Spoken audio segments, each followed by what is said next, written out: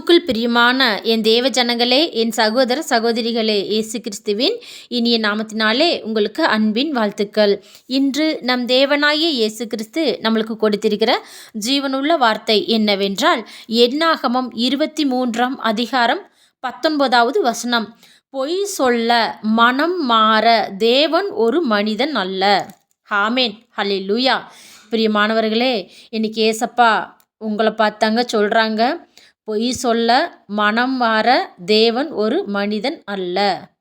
பிரியமானவர்களே, மனிதன் எத்தனையோ பேர் நம்மளுக்கு சொல்லியிருப்பாங்க, வாக்கு கொடுத்துருப்பாங்க, நான் பார்த்துக்கிறேன், உனக்கு எல்லாமே நான் செய்கிறேன், நீ ஒன்றும் கவலைப்படாத, உன் கூட கடைசி வரையில் நான் கூட இருப்பேன் என்று சொல்லி நண்பர்களும் சரி, உறவினர்களும் சரி, பிரியமானவர்களே, நம்மளுக்கு எத்தனையோ வாக்கு கொடுத்துருப்பாங்க நம்மளுக்கு.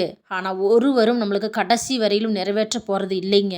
ஆனால் ஆண்டவர் நம்மளுக்கு கொடுத்துருக்கிற வாக்கு தத்தம் என்றைக்குமே மாறாதுங்க.